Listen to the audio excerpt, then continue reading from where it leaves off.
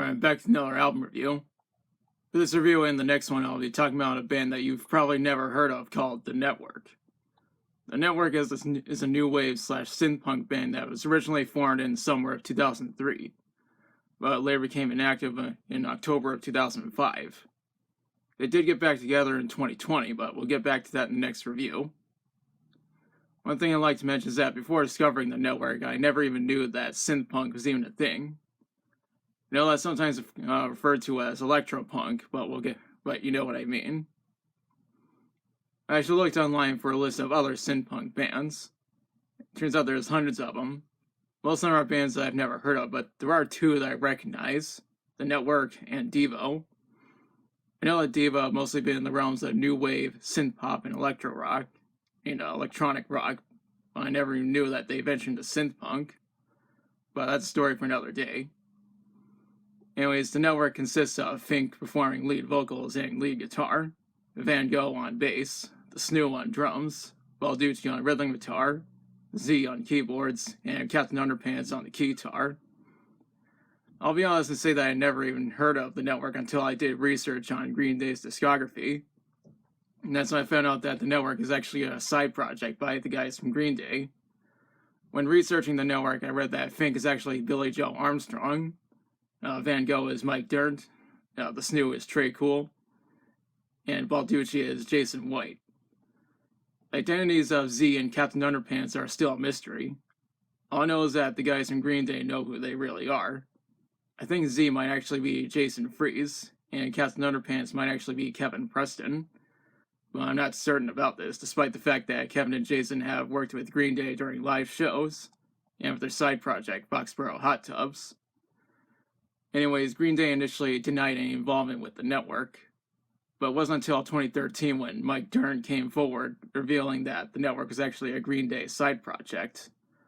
On top of that, the guys from The Network wear masks and speak with foreign accents to try and conceal their identities.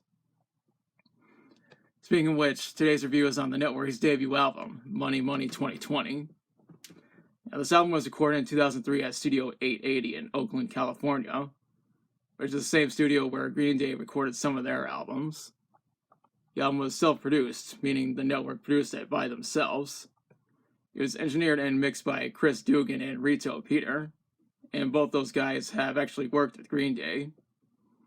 The album was released on September 30th under Adeline Records, which is a record label that was started up by Billy Joe Armstrong, Jason White, Doug Sangalong, and Jim Thibaud. The album was later re-released on November 4th, 2004 under Reprise Records and included 2 bonus tracks, but we'll get back to that. Of course, Reprise Records is the same label that Green Day were with for a long time. What's interesting is that the original version of Money Money 2020 comes with a DVD that has 6 music videos, but the re-release doesn't have that DVD. I should mention that this album is mainly centered around synth punk and new wave, but also touches upon pop punk and post punk. Anyways, let's talk about the songs. This album starts with Joe Robot. It's actually the first of 2 singles from this album, and the single was released in 2004. I should mention that Mike Dirnt performs lead vocals on this song, and then again he also does this on some other songs on the album. There's a music video that was made for this song, and I'll post a link to it in the description. The song starts the album out very well. We're only getting started. It's also the first song by The Network that I ever listened to. After that is Transistor Has Gone Wild. What's interesting about this song is that Billy and Mike go back and forth when it comes to the lead vocals. It's also the second shortest song on the album at 1 minute and 28 seconds long. The next song is Reto. It's another song with Mike performing lead vocals. I think the song might actually be about Reto Peter and or was named after him, but I'm not certain about this. So that's followed up by Supermodel Robots. Now, Billy performs lead vocals for this song. There's also a music video that was made for this song, and I'll post a link to it in the description. It's also my favorite song from this album. Up next is Money Money 2020. which of course shares the same title as the album. Also, Billy might go back and forth on vocals for this song. He followed up with Spike. Billy performs vocals by himself on this song. It's also the second longest song on the album at 2 minutes and 58 seconds long. The next song is Love and Money. It's another song with Mike performing lead vocals. It's also the shortest song on the album at 81 seconds long. And after that is Right Hand of Rama. It's another song with Billy performing lead vocals. Billy also performs lead vocals on the next song, which is called Rochambeau. Next song is Hungry Hungry Models. What makes this song stand out is the fact that Trey Cool performs lead vocals while Billy is on drums. In fact, it's always the case whenever Trey's performing lead vocals. To be honest, I think Trey does a good job when it comes to singing. That being said, Billy also plays the drums very well. I mean, the guys from Green Day are all multi-instrumentalists, so they all know what they're doing. There's also a music video that was made for the song, and I'll post a link to it in the description. Just as a heads up, the video is age restricted due to its content, meaning you have to be signed into YouTube and need to be 18 or older to watch it. After that is Spastic Society. It's yet another song where Mike performs lead vocals. He also does this on the next song, X-Ray Hamburger, which happens to be the last song on this album. It's also the shortest song on the album at 3 minutes and 14 seconds long. I mean, this is the longest song on the album. Anyways, I personally think this is the perfect song to end the album with. Now we get to talk about the bonus tracks on the re-release version.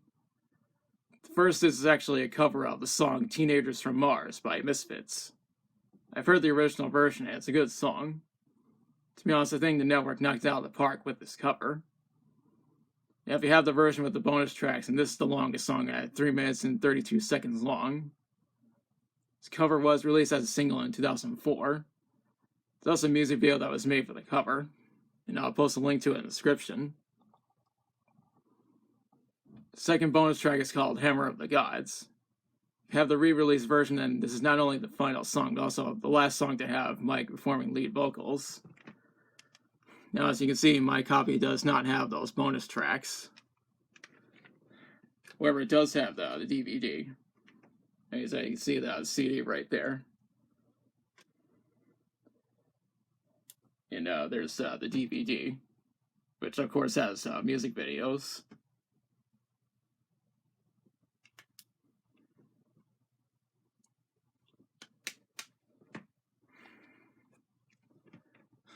Anyways, I'm not sure exactly how well this album did commercially, but if anyone knows, be sure to let me know in the comments. When it comes to the reception, this album has a 4.5 out of 5 on Amazon, and a 4.2 out of 5 on Discogs. Jesse Lord from IGN described this album as being a great album and being enjoyable for what it is. As for my opinion on it, I really like this album. It's interesting how the network sounds compared to most other punk bands. If I can describe how they sound, they're essentially Green Day but with more synths. In a way, they kind of sound like a hybrid between Green Day and Man or Astro-man. That makes sense given the fact that the network is essentially Green Day in disguise. I mentioned that prior to discovering the network, and I never knew that synth-punk was even a thing. I'll probably review more material from other synth-punk artists going forward, but only time will tell. When doing my research, I read that the network opened for Green Day several times back in October of 2005. Since the network is really Green Day in disguise, it's fair to say that Green Day essentially opened for themselves in a way. After that, the network went dormant for 15 years. Well, we'll get back to their comeback in the next review. And I'd like to give a shout out to Legit Gamer 91 for being a good friend and for supporting my work. A link to his channel will be in the description. And I recommend subscribing to it. Now's the part where I question you. Have you listened to Money Money 2020? If so, what are your thoughts on it? What's your favorite song from it? Who do you think are the true identities of Z and Captain Underpants? Do you know of any other synth-punk bands? Let me know in the comments. If you like the video, be sure to like, share, and subscribe. Be sure to hit the notification bell to be notified of future uploads. And so watching, I'll be back soon with another review.